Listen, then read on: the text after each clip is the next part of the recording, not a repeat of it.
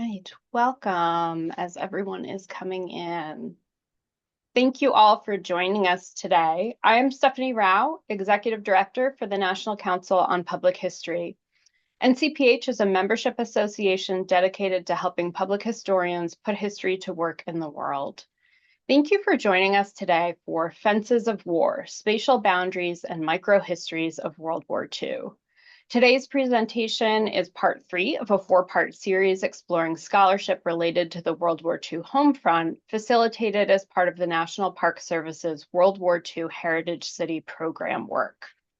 Before we really get underway, I just wanted to share a few housekeeping notes. This event has Zoom auto captions available, and to access those, hit the Show Captions button at the bottom of the Zoom toolbar. Feel free to use the chat area throughout the presentation today to share where you're joining us from, or if you have any thoughts about the content we're discussing today. If you have questions for our presenter, please enter those in the Q&A box at the bottom of your screen, and we will work through those towards the end of the hour. Now it's my pleasure to introduce Jason Okrasa, historian for the American World War II Heritage City program with the National Park Service. And Jason will share some words of welcome with us. Aloha and welcome. Good morning or good afternoon, depending on what part of the country you're in. My name is Jason Okrasa. I am the program historian for American World War II Heritage Cities program. We were created in 2019 under the Dingle Act, and we are very proud to be partners with NCPH, who have been with us since 2019. Our mission is to designate 50 jurisdictions for the states of the United States, along with 5 other more locations, which are territories. Currently, we have 38 jurisdictions representing 37 states and 1 territory. And it's an honor to continue to work with NCPH and individuals like Stephanie and Cassie. Thank you. Thank you, Jason. And thank you to everyone at the National Park Service who's joining us today. It's now my absolute pleasure to introduce our speaker. Cassie Tanks is a world history PhD candidate at Northeastern University, an archivist, digital humanist, public historian, and first-generation student from San Diego, California. Her research examines mobilities of everyday actors in the U.S. West during the first half of the 20th century. While her archival and public history work emphasizes community engagement through place-based projects, she is also the author of the forthcoming chapter, Co-Creation and Intergenerational Digital Public Histories, A Case for Spatial Thinking, and co-author of Digital Divides, Borders and Liberatory Edges, Latinx DH Finally Comes of Age, in Crossing Digital Fronteras. And Cassie has led a roundtable on public humanities methods for the Modern Language Association's journal. Thank you so much for joining us today, Cassie, and I turn it over to you. All right. Thank you all so much. Thank you everybody for being here. Good morning, good afternoon. This is an absolute delight. I want to start first thanking Stephanie, thanking Jason, everyone at NPS and NCPH that made this possible. This is a very special thing to be a part of. And I also want to extend a big hello and thank you to all the NPS staff and park rangers. Your hard work truly facilitates and creates spaces of like joy and wonder and curiosity that I know certainly has made my life better, and I'm confident that makes the world a better place. So thank you for your work and thank you for being here. So I want to start by acknowledging that as like park rangers, public historians, and maybe folks that are in the orbit of these fields, y'all are already likely deeply familiar with the idea that landscapes hold many histories at once. You work every day in places where stories overlap, where what visitors see on the surface often only just kind of gives a glimpse, just hints at the much deeper, more complicated pasts.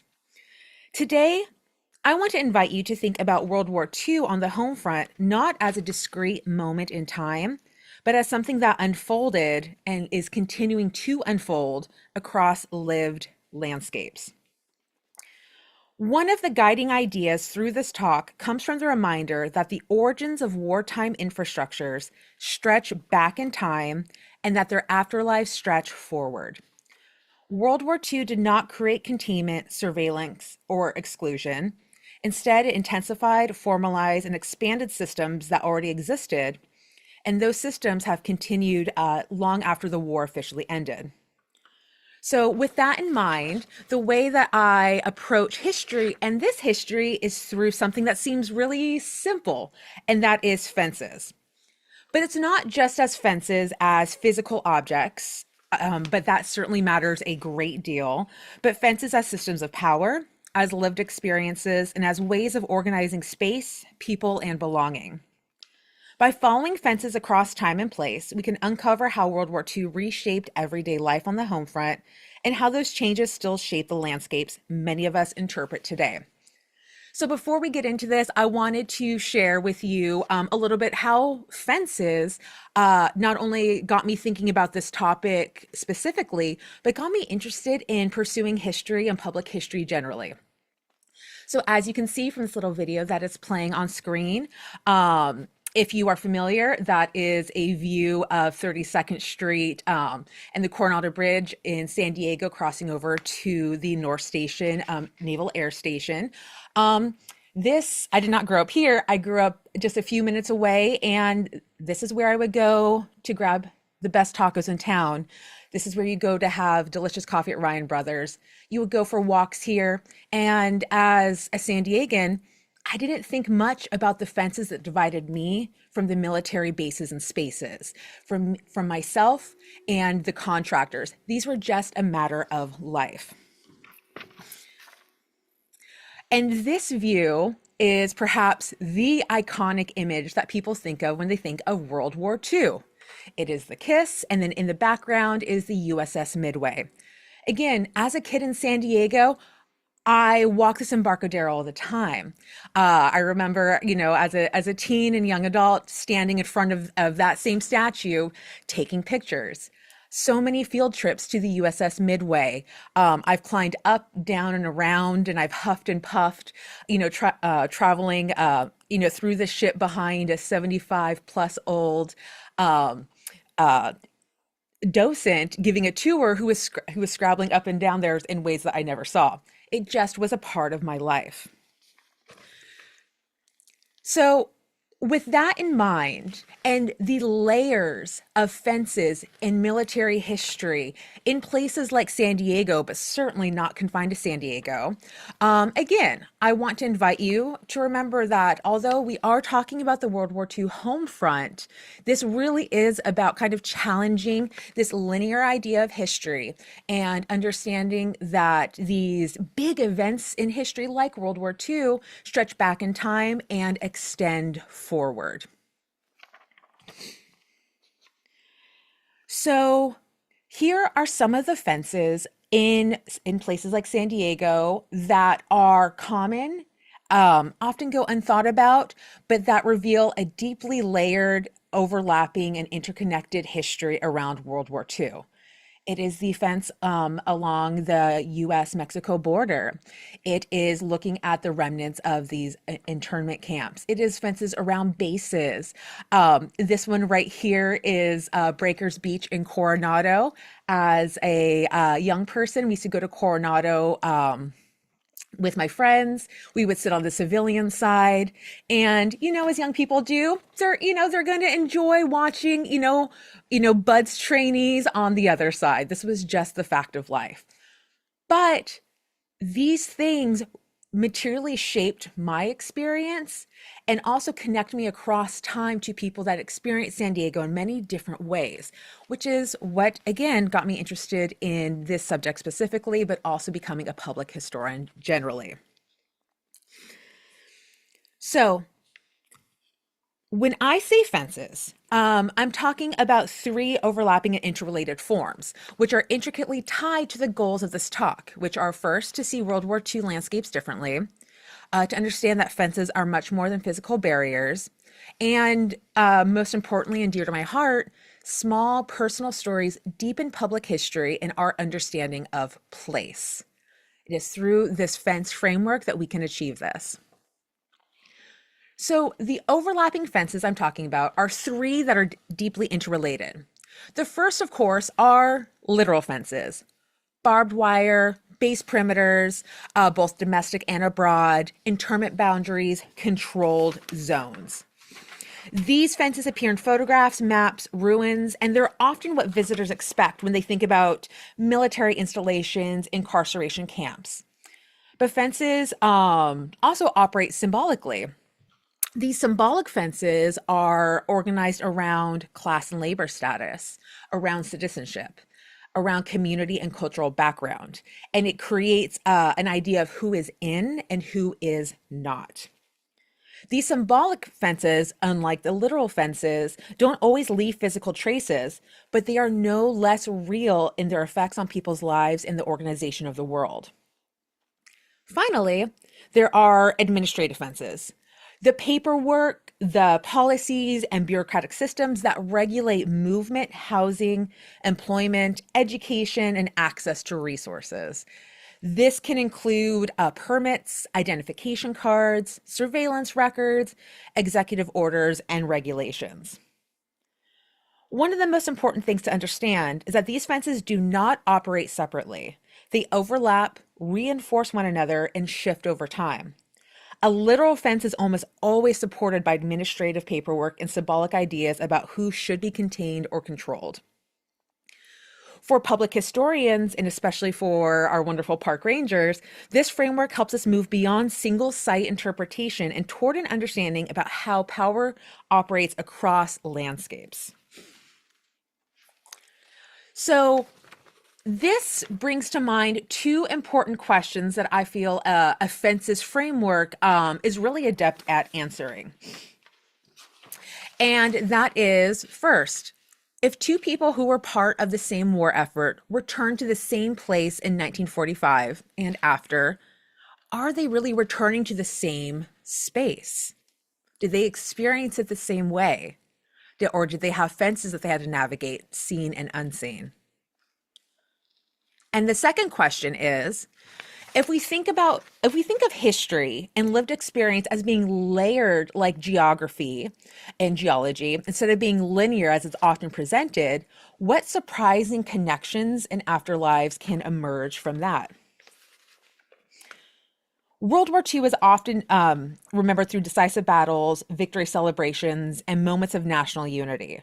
But when we focus only on those narratives and don't consider these two questions, we miss how the war was lived day to day by millions of people whose experiences were shaped by boundaries. On the home front, World War II militarized civilian space, redefined borders between public and private life, intensified surveillance, transformed labor systems, and reshaped who can move freely and who could not. Now, these changes were not distributed evenly, and they were experienced differently depending upon many different interrelated and overlapping factors. By paying attention to these many types of fences, we can begin to see World War II not just as a story of mobilization and sacrifice, but one of containment, control, and unequal belonging, but also as an opportunity to rethink about how to build upon that legacy and build towards a brighter future. These stories are often hard to interpret, but they are deeply, deeply necessary. So we're going to take a moment and we're going to follow some fences around. One of the clearest examples of overlapping fences during World War II is the incarceration of Japanese Americans between 1942 and 1945. These camps were surrounded by literal fences, barbed wire, guard towers, controlled entry points, but those physical structures were only one layer of containment. Administrative fences included executive orders, surveillance files, and classification systems that labeled entire communities as threats. Symbolic fences framed Japanese Americans as perpetual foreigners, regardless of citizenship status or length of residence. What's especially important for us as historians of place is that these camps were not isolated anomalies. They were part of a broader landscape of surveillance and control. U.S. Border Patrol and military authorities were directly involved in running these incarceration camps. And the tactics, materials, and infrastructures used in these spaces were later used and reused and refined for other purposes. This reuse challenges the idea that incarceration camps were temporary wartime exceptions. Instead, they were part of an evolving system of containment that extended well beyond World War II. The same fencing material that was used in these incarceration camps was repurposed on the border and across the American West to build containment camps for incoming braceros, as well as housing on big agricultural farms throughout the West. Really calling into question about when this really ended, or did it just change? Did these fences just change? And this became an even more intricately related relationship between these two uses of the fences as the Bracero program became codified during World War II and intensified as a result of U.S. entry into the Korean War. So this raises critical interpretive questions, which is one, how do we talk about sites whose most visible features have disappeared? How do we interpret absence, reuse, and continuity? And then how do we reconnect a World War II site to later histories visitors may recognize more readily?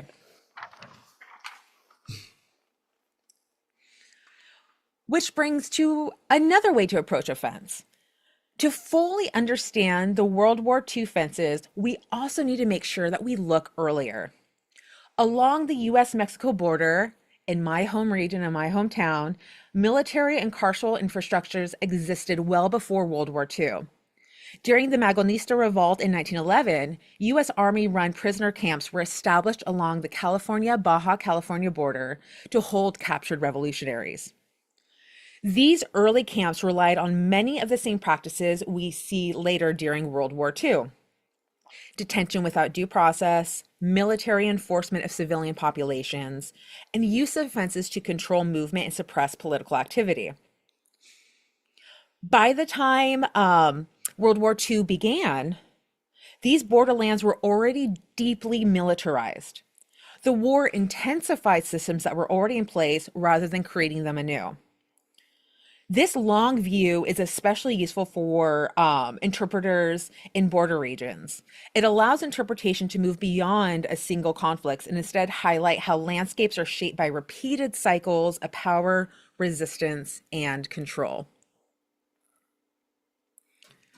Which brings us back around to this interconnection of pre-World War and World War II use of fences, and really questioning how this fence draws together all of these lived, real, tactile, and symbolic means to control mobilization. Which brings us to thinking about fences as an afterlife of World War II.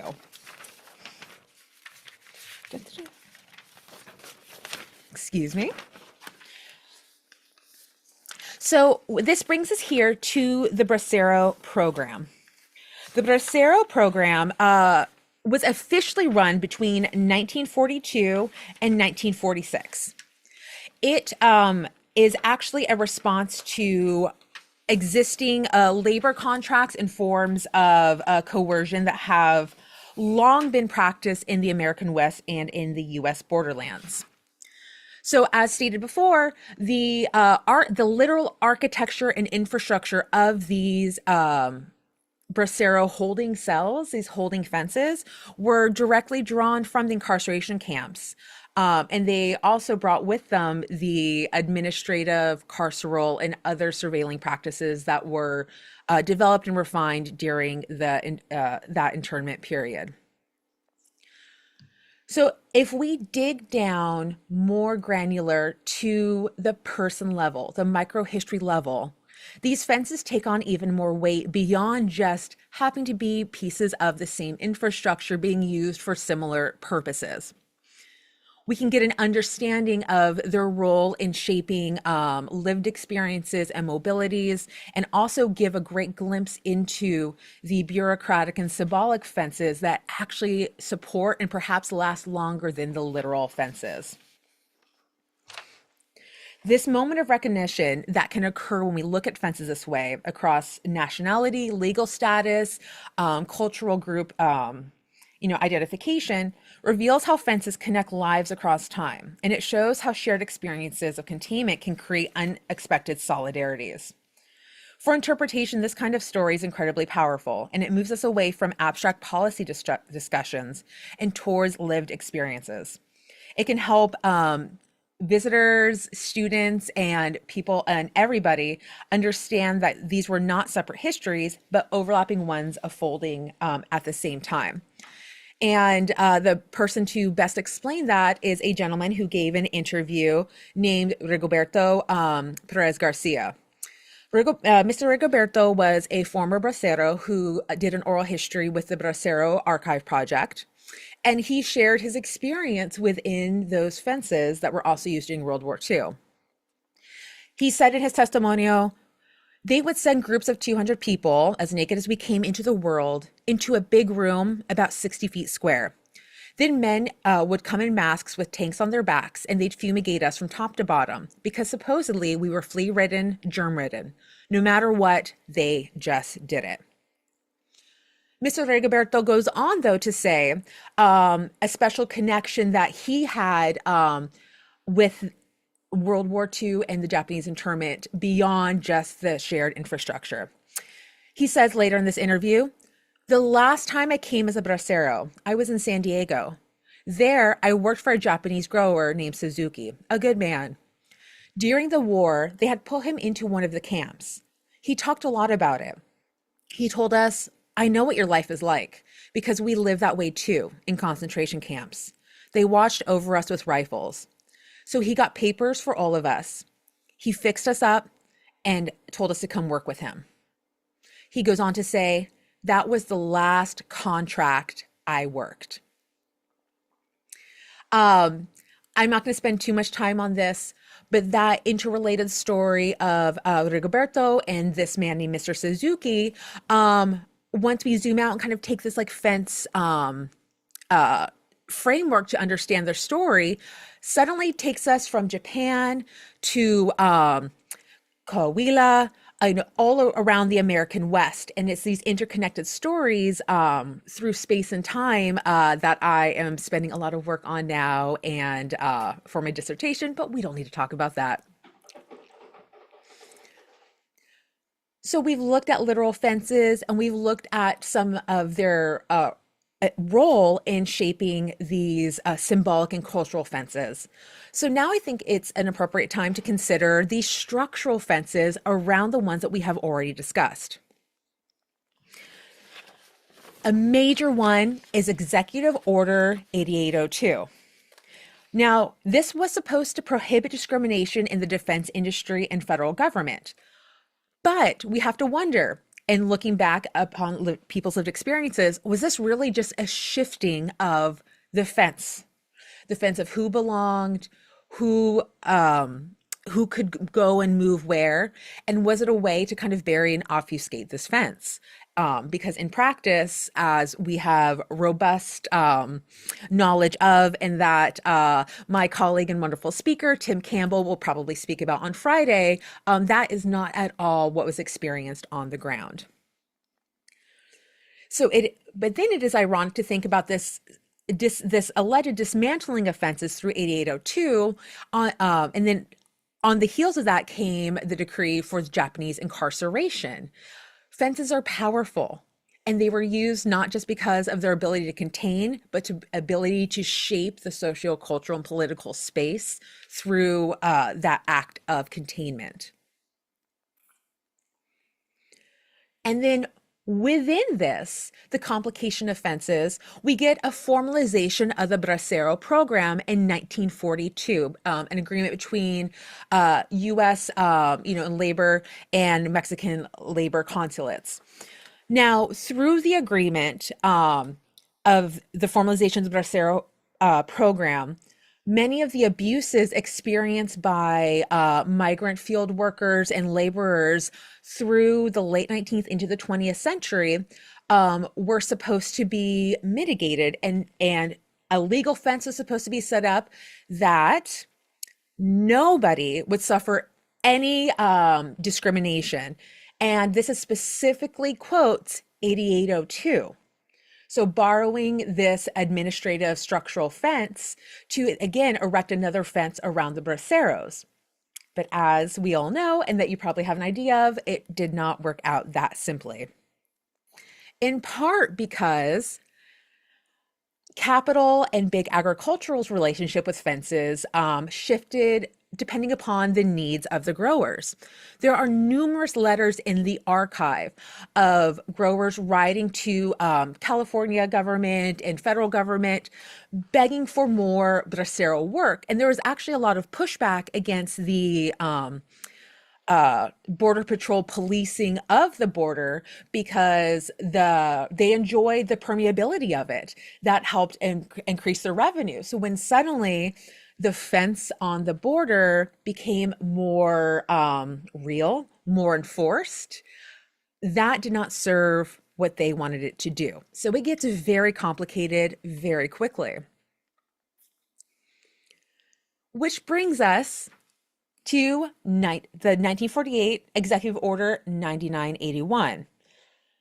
Like I-8802, this was supposed to ensure de jure full desegregation. But as we know, many fences operate in many different ways. So that was not the reality on the ground because it only addressed one form of fence and not the other ones that had already been deeply codified. And then on the heels of World War II, when the US entered the Korean War, Public Law 79 further solidified the bracero program, and it would remain in place until 1964. And again, I just want to highlight that the promise to all people working in the defense industry, in the federal government, and part of the bracero program through 8802 and these other structural and administrative fences were supposed to be ensured no discrimination. But that is not the full history. And to get an idea of that full history, we need to take this idea of fences and take it down to the individual and lived experience level. And this is absolutely my favorite way to think about and do history. I shared at the beginning of this before our talk started that one of my favorite things about kind of like reworking through and reconsidering some of my research is that I get to meet new people in history in the archives. And this was, today was no exception to that. So this is going to draw significantly from microhistory and this idea of memorialization and memory studies. And one of the key insights into approaching history this way is that remembrance operates on multiple scales, the local, the national, and the global. These scales don't always align, and they also are not discrete from each other. One is often sliding into the other and informing one and the other. So as a result, fences and the people who interact with them on a daily basis are a powerful way to understand and explore this tension. These people and the things that they produce and how we may know them through the archive carry such a symbolic weight because even when they are gone, their effects linger. They are known if we know how to look for them in the archive. So below are some folks who whose lived lives bumped directly against some of the fences that we've talked about. In this top corner here, we have some young women in the 1940s who were arrested for dressing part of like the Zoot Suit and Pachuca riots and the criminalization of sartorial choices and cultural expression. We have a young man here dressed in his Zoot Suit in front of a hot rod.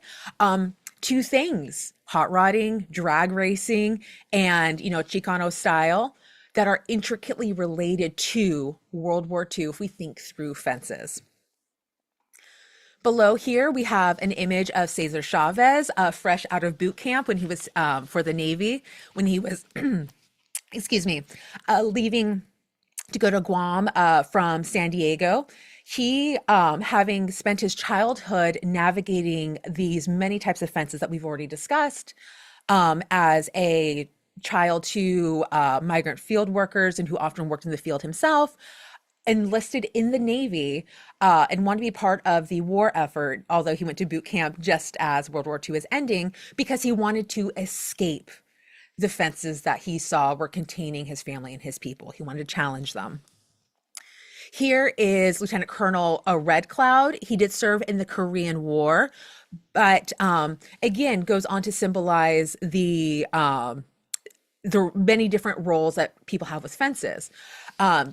Sergeant Red Cloud was part of the Ho Chunk Nation and was part of a long tradition of Native American folks serving the U.S. military, despite and because of many different overlapping tensions that we've already touched on. And below here, we have, Korean War soldiers giving provisions to young children through a fence. And as far as I can tell through the archive, one, if not both of these young men also served in World War II. We have a unit called the Boricuaneers, which was all Puerto Ricans. We have Black units. This gentleman here was the son of braceros who was slightly too young to serve in World War II, but jumped to serve the United States during the Korean War. We also, when we think about World War II through this fencing metaphor, we also get introduced to some other characters. For example, this gentleman here, he served in the Korean War after being incarcerated in Tule Lake during the Second World War.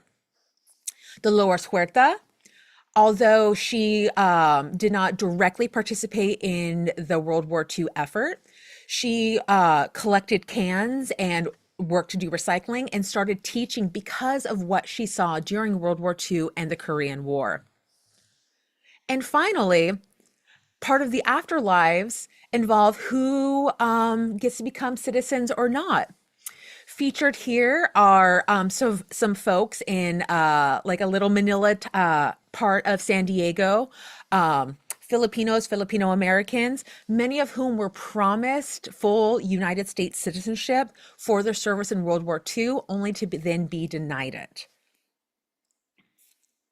And I want to take a moment to dig into a few other folks, because this is, again, my favorite part of doing history. One woman whose life, when we think through fences and follow her life through this kind of fencing metaphor, is Minnie Spotted Wolf. So Minnie Spotted Wolf tried to enlist in the U.S. Army in 1941, but was told by the recruiter that war was not for women. So then she later joined the United States Marine Corps Women's Reserve in 1943 and served at Pendleton and other bases in California and Hawaii during the Second World War. Minnie Spotted Wolf is from the Blackfoot Nation. So through looking at her through fences, brings us to a longer, deep history of the United States operationalizing the literal, the symbolic, and the bureaucratic fences throughout the American West, and then again, expanding that across the world. But we also can see how she is used here in a pulp cartoon advertising for people to join the U.S. military, particularly women. So once she was able to get through that fence of joining the military, they were very happy to have her face on things. And I included this photo here because there is an ongoing battle with the Blackfoot Nation around fences. There is a very wealthy person that owns millions of acres that cuts into Blackfoot Nation, and the agreement was that there would be no fences erected. However, this fence was erected, and it has had grievous impacts on the Blackfoot community. So to this day, Minnie's life introduces us to this idea of mobility of fences and its impact not only in history, but today. I also want to introduce y'all to Mary Fierros. So Mary Fierros, and to folks that are, deep into like the home front park and World War II and whatnot, will probably not be surprised that she is considered like the Rosie the Riveter, one of the archetypes. But she did much more than this. She went on to be a union labor and civil rights organizer. So she, at once, if we want to continue to think through this fencing metaphor, built fences, built infrastructure, but also was actively working to break it down. And then finally, we get to Eva Romero Jaques. Eva was an Army Air Corps Staff Sergeant who served in the Philippines during the Second World War. And I wanted to draw particular attention to this dress that she is wearing here. Now, she explains in an interview with the Veterans History Project how she came to have this parachute. And let me see if this will play. Can y'all hear that? It's quite quiet, Cassie. Oh. Okay, I will go ahead and just summarize what she said rather than fiddle around with things, and my apologies. Thank you for whomever unmuted yourself. So when she was in the Philippines, many of the service members would take home parachutes as kind of a souvenir. And so when she was encouraged to do that, she was like, well, what am I going to do with a parachute? So in talking with other women in Manila where she was stationed, she ended up going into, crossing out of the base and going into the town and going to a custom dressmaker and had a parachute made into a gown for her to remember her service in World War II. Kind of bringing in how material culture, like dresses or even sartorial history, can lead us into really interesting understandings of World War II. I also would feel remiss if I did not mention this as a Southern Californian, that World War II can also be accessed through looking at things like custom culture, hot rodding, lowrider culture, which all directly came from World War II and continues to have a major cultural impact. Now, these things that I'm talking about, this engagement with fences, understanding their role in shaping lived experiences, as well as the many different ways that people related to and supported and were impacted by World War II, is obviously nothing new. Many communities and many folks have known this for a very long time. So I'm going to read a portion of an excerpt. This was a submission letter sent by Miss Barreron to the Bracero Archive Project, asking for her father to be interviewed. And she writes, to whom it may concern, I am the daughter of a bracero whose father volunteered part of his youth to defend the Americas from tyranny during World War II. When he was 21 years old, her father, he volunteered from Mexico to aid America's home front activities. He decided to put his efforts in the better organized railroad industry. Southern Pacific trained him, and he helped transport troops and other provisions. The reason I write to you has more to do with the recognition of my father's home front activities. I have seen over the years many documentaries discussing the braceros, but they're always described in their stereotypical roles as field hands or fruit or vegetable pickers. In my opinion, she writes, my father's story deserves to be heard by mainstream America because he too indirectly aided a nation at war, but also helped ferry its soldiers and their ammunition from Indio to the Pacific coast. And then she concludes by saying that her father is positive and he's a wonderful storyteller, and that he has a taste of dark Mexican humor, and that he is currently an American citizen with two eagles embedded in his heart, one Mexican and the other American. So this is a reminder before we conclude that, yes, we've pulled some names out. We've talked about, some really big watershed, legislature, some really big events, but there's a lot of stories like Miss Bayeron's father, and also the woman, the children, the folks on the home front who held it down when their loved ones were supporting the war effort, that have just as much to add to our understanding of World War II and the home front as these more known and named entities. So I want to go back to San Diego in conclusion and really emphasize that when we think about fences as being deeply embedded in longer historical processes, as well as having significant impact on the afterlives of World War II, the fences of my hometown, such as in San Diego, begin to take on a different weight and urgency. For example, when RIP Friendship Park, but when Friendship Park was opened in 1971, First Lady Pat Nixon actually told her security detail to cut the barbed wire down so that way she and others could pass freely between the United States and Mexico. And she said in a press release that she hoped that that fence wouldn't be there for too long. So with all this being said, why should we think with space? Why should we think with fences? Well, I argue that major historical events that are part of national and international narratives like World War II are deeply entangled in structures of nation building, power, and capitalism that reinforce geographic, temporal, and racial boundaries. These boundaries are made real by fences, real and imagined, but no less enforced. By focusing on the people whose material realities were drastically impacted by those structures and following the historic context outside of these seminal events that impacted the realities, as well as their human connections, those barriers and fences begin to break down to the benefit of us all. So before we go to Q&A, I want to talk about some of the grounding frameworks. The first less a framework and more of a mentorship. Just as I feel like it is important to say people's names and find their names in the archive and represent them, to lift their voices up, I have to lift up the name of my departed mentor, Angel David Nieves.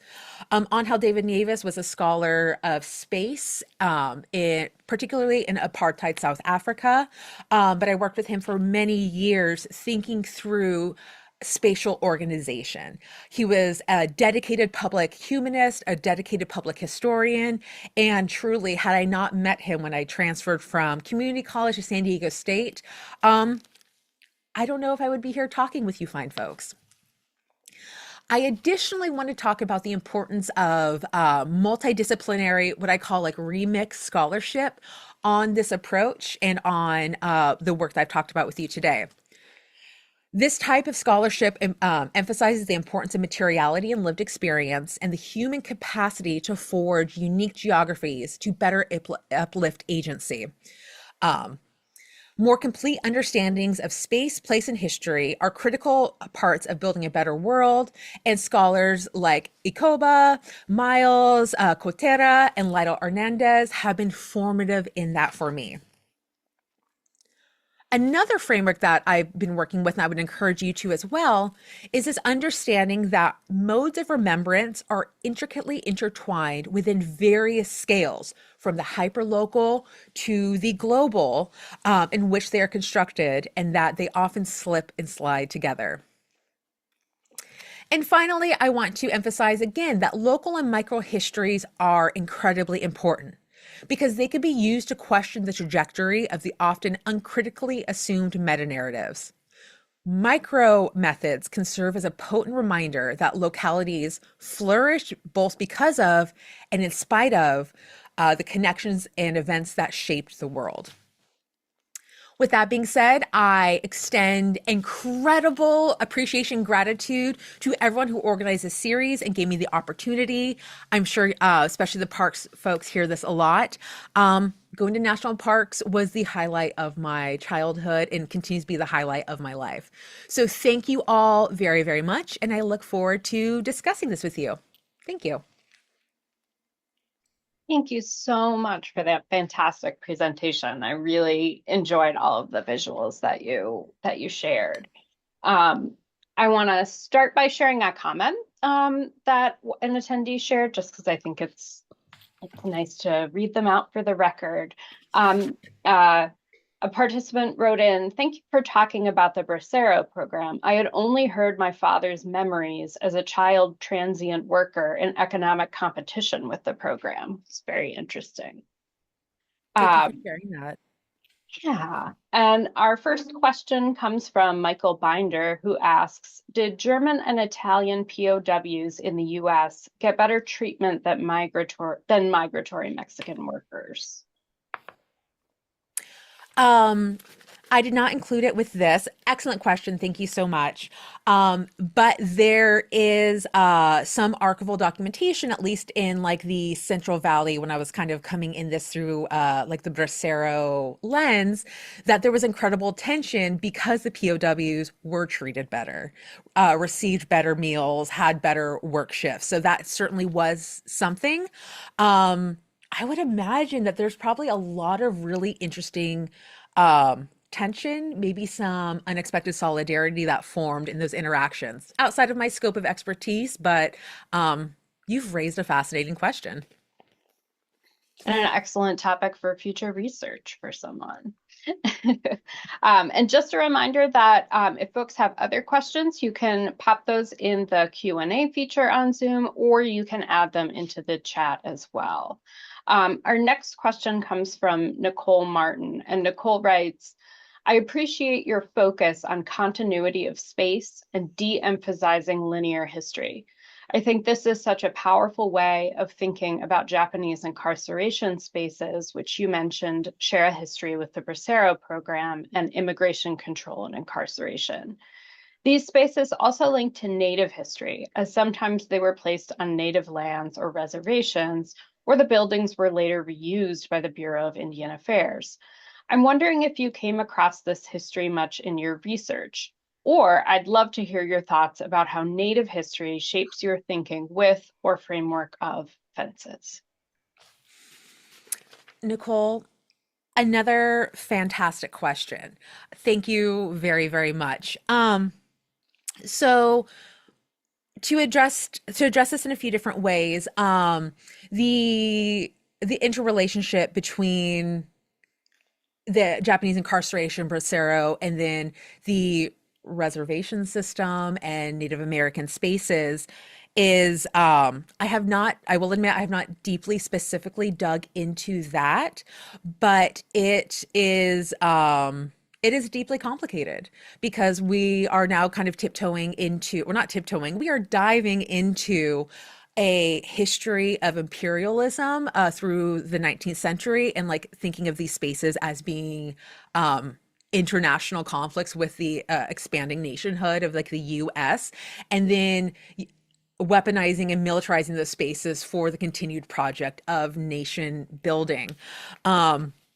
So what I have come into in doing like this a little bit of research is it varies widely from nation to nation. And I will say that there is a scholar, I was very fortunate to meet with her, Jennifer Dennett Dale. She's a Dean A scholar at the University of New Mexico who has done work around slightly earlier than World War II, but like the New Deal and the Bureau of Indian Affairs, who talks about in some of her work the very tense relationship between military service for the United States, supporting the U.S. project while also supporting sovereign nationhood. So I wish I could give you a more substantive answer, but I will point you to Jennifer Dennett Dale's, again, a DNA scholar at the University of New Mexico, her work. And in speaking about her and the Native American and the kind of, I mean, I'm saying Native American extremely broadly, but like the Native American like history and experience with space, that is incredibly formative and something that I want to continue to dig into. Um, earlier in October, I was very fortunate to go to Bosque Redondo, which is the reinterpretation. Yeah. Parks people are like, we know. Um, and Jennifer Dennett Dale was one of the curators for this reinterpreted Bosque Redondo. And the experience and relationship, the embodied knowledge of place and space deeply informs my thinking, not only about World War II and even talking about places like San Diego, but just kind of like an overall framework about how to approach public history and engaging the public in history. So yeah, it's a lot of words to say. Check out Jennifer's work. She's lovely. Thank you. Thank you so much. I have a question for you.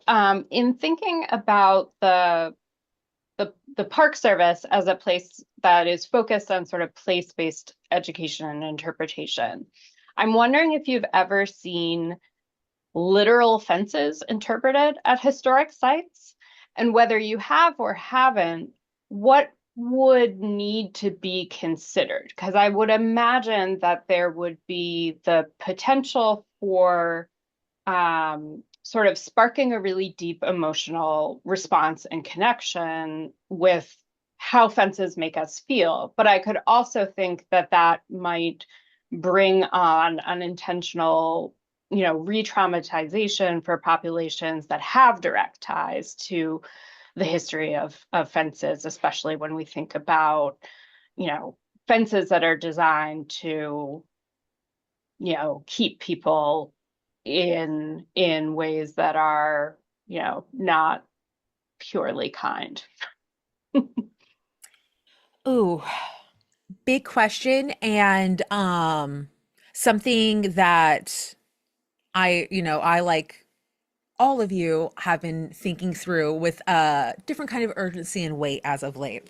So I'm going to start actually talking about a class I was supporting, but it's going to swoop around and connect with this question and my answer to it. So last summer, I had the incredible opportunity to support a digital history and storytelling class where I worked with Dr. Isabel Martinez, and we supported a small group of Guatemalan immigrant youth on the East Coast in learning and using digital methods in order to tell their stories. Their story, very broadly construed, did not have to be their immigration story, whatever they wanted. One young person talked a lot about riding motorcycles, how much he loved, he loved his motos. That was like his favorite thing. And when he found out that I was from San Diego, he was very excited. He was like, oh, the sand dunes in San Diego. I thought that was so cool. Like, I know people were on motorcycles there. But then I start talking about it too. Oh, yeah. Went through all the time as a kid. I remember like putting hopefully statute of limitations over, I'd put pennies on the train track so the train would go over and I have a cool flattened coin after the fact. And then he pauses and goes on to tell me, right after being so excited about seeing motos and seeing the sand dunes of just in the Imperial Valley, what happened to him when he was crossing through that region. So considering how to explain and interpret the many layers to space and place is complicated, in that I'm of the belief that while historians can go to the archive to get like the let's use a fence metaphor, to get the posts of it, the actual slats, apologies, this is a very half thought metaphor here, the slats of this are going to be filled in through personal testimonies, people expressing that emotion on an individual level so that it resonates with folks that may be experiencing something similarly, but also for folks who had never considered it that way. It's often easier to talk to one person than feel like you're being lectured at by a history book. So that personal experience, I think, is key to that. Now, one time I can specifically think about seeing a fence interpreted is actually this wasn't at a park, a national park, but it was at the University of North Carolina. I was there working in like their archives and would walk around the campus like on my break and whatnot. And one of the projects that was happening with a colleague of mine was the development of a tour that was supposed to reveal the role of enslaved folks in building UNC. And one of the key things that they're looking at, one of like the big emotional weights of this tour that they were developing, was looking at these stone walls and fences and retaining walls that are all over the campus, and saying like, hey, this place where you sit and wait for your bus or after class was built by enslaved people. But what wasn't quite there were the experiences of folks, the humanization of it. So while there is no, I think, answer to how to do it right, I think looking at scholars like Maria Cotera, I had a photo up there earlier of her book, Fleshing the Archive, and other folks that are doing that kind of work can kind of give us a way to balance these more traumatic histories by humanizing. There's a book called Undocumented by Rivera, and he talks about like the need to humanize and not just present a chalk outline of the folks who touched the history that we are interpreting. Wonderful. Thank you so much. As we near the top of the hour, we could probably sneak one more question in if anyone wants to pop one into the chat. But while we're seeing if that comes through, I just want to say once again, thank you so much for sharing your work and these amazing stories with us today. If you have resources that you would like NCPH to share out with attendees as follow-up, I would be happy to do that. And as a reminder for all of our attendees, we are recording this webinar as well as all four in the series. And next week, we should be sending out recordings for all of them as well as follow-up resources. It looks like there are lots of thanks coming into the chat for you. I really appreciate this. And I hope that folks are able to join us for the final webinar in this series. On Friday, we will, at the same time, we'll be joined by Tim Campbell, and we'll explore remembering African American service in a different way. So thank you all so much for joining us today. Thank you, Cassie, for sharing your time with us. Thank you to Jason and his colleagues, Emily and Turkaya at the National Park Service, for allowing us to find a forum to share this fantastic work. So thank you, Thank, everyone. thank you all very much. I am deeply grateful. Yeah, wonderful. Take care, everyone.